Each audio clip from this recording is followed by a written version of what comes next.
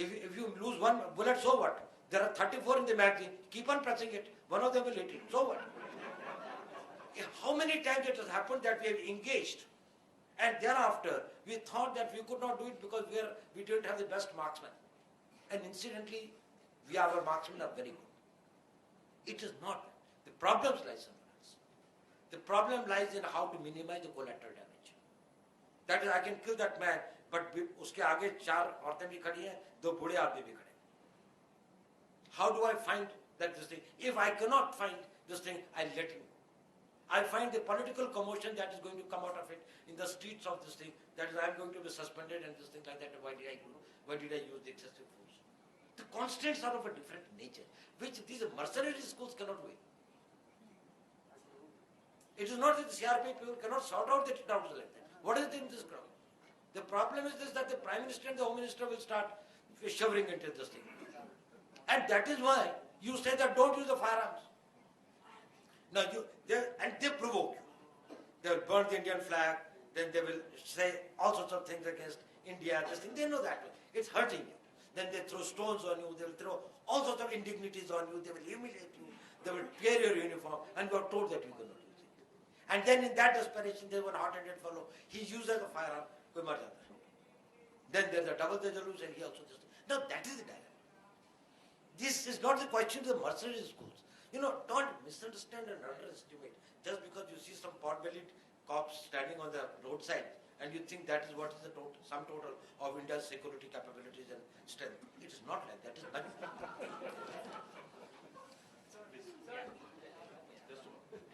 My question is, which partly you touched earlier in your answer, is what is the relevance of conventional warfare, conventional armies, conventional defense budgets in today's world, especially from India's perspective?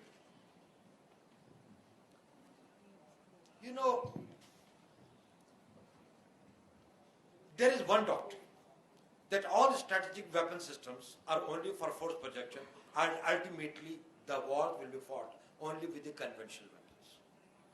Whether it is the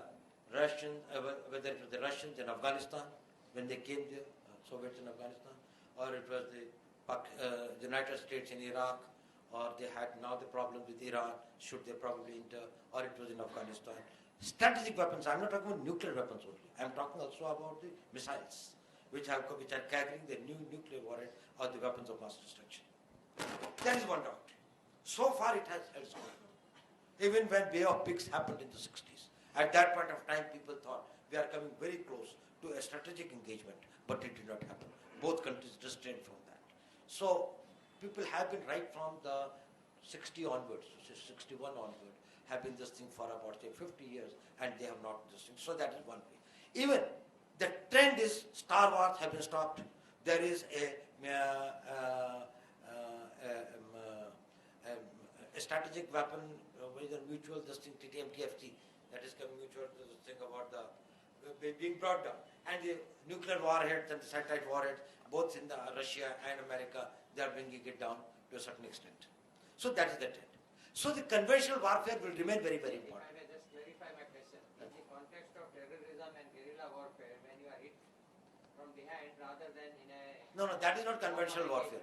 No. Sorry. I was only trying to say the conventional warfare, differentiating it from the strategic warfare. Fine, but conventional warfare are tanks, artillery and others. My context was also the guerrilla, the terrorism and all that. I'll come to that, then I think I'll be taking more time. Now, what you're talking about is the fourth generation warfare, in which the battleground is the civil society. The conventional warfare is a warfare in which the battleground is defined and it is the terrain. Strategic warfare is where the battleground is the space and the outer space. And when the civil society, if in this crowd, 3 people get up and take this thing like that, and we do not know who are the people, another 5 who are sitting here. That is a different, where is the battle is against the invisible enemy. It is not a conventional warfare. Actually, it is the most unconventional from the military point of view. Because an army is trained to be in uniform so that it can be seen, and the other man is also supposed to be in the uniform so that it can be seen, and then only they are covered by the Vienna Convention. This is a warfare in which one party decides, one warrior decides to be the invisible, and the one visible is the only one who can be fired at, the other man cannot fire. and he fires it on behalf and in the name of the civil society. At the same time, it is the civil society which has both to be protected, and the enemy is also sitting within that civil society. It's a very, very difficult warfare.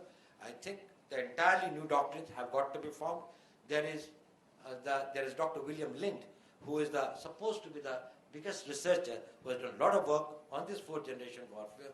He hasn't come out with something. I wish I had this quote, but if you can get this thing in your net, please go through that. He said that this war will be won by the governments which are in power because of their legitimacy and not the legality. This war will be won who the civil society, who legitimately lead the civil society. The thing is that if in this crowd you are the one who has got the legitimate leadership of that, and I have got the one who has got the legal leadership, the war will be settled in your favor. So the government should fight and endeavor to have the greater legitimacy. Like America does not have the legitimacy in Afghanistan. It may have this thing by the UN resolution, a legality to be there. And because Karzai's government has asked it to come, so it is legally, there is nothing wrong about the NATO troops being there, but the legitimacy is not there. That is why they have lost. In Vietnam, they lost the legitimacy. And in Naxal affected areas, the state is losing the legitimacy. Our political system is losing their legitimacy. They are there because of their legality. They are there because of the election law. And it is not that we consider them that they are the most honest, dedicated nationalist people. When we say we means the majority of the people, large number of people, about the system, not about the party or the individual, about the system. Now the system is losing the legitimacy. So I think in whichever society we have got to fight and win the third generation warfare, we have got, the fourth generation warfare, we have to get into this thing of gaining the legitimacy and then bringing the civil society resistance as the main instrument and the state apparatus of violence, the state coercion. That is the first generation warfare of 1648 after the Treaty of Westphalia.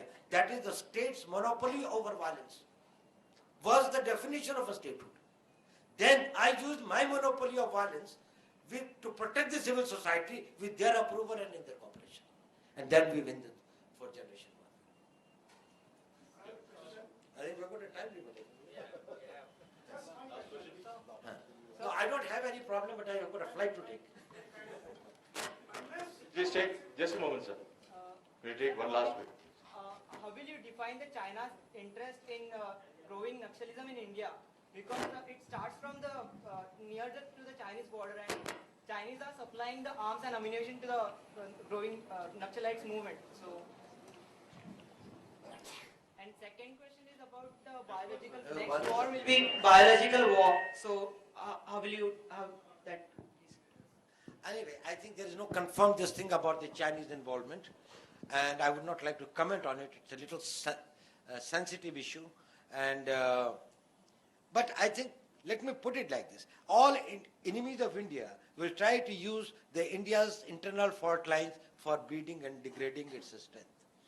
And what India needs to do about it is, obviously, there will have to be the intelligence-led operations, because it will be a covert initiative. It has got to be responded in a covert form. And actually, no official statement has been given on that, but we will. It appears to be in the domain of high probability, but probably, even if it is not, we should be prepared and start taking the countermeasures. About the atomic, biological and chemical warfare, that is the weapons of mass destruction falling in the hands of the terrorists, I think there is a very, very high possibility. There is no denying the fact. Because all our systems which detect, we do not have the detection system for that. I don't think I should be talking. You know, all your metal detectors, all your X-ray machines and others, it's extremely difficult to get the anthrax or the biological virus or that something that you might be carrying it by that. It's only after a macrobiological test that we'll be able to find that out after the incident is over. And otherwise also there can be this thing in various forms. You can even have a balloons from across the border or anywhere. And you put this thing on the thing and then put it on the on your fields and this thing like that, and you find that your bacteriological warfare has been started. It's a big danger. Right now, I think that this is a threat that cannot be executed without the active support of the some government sponsored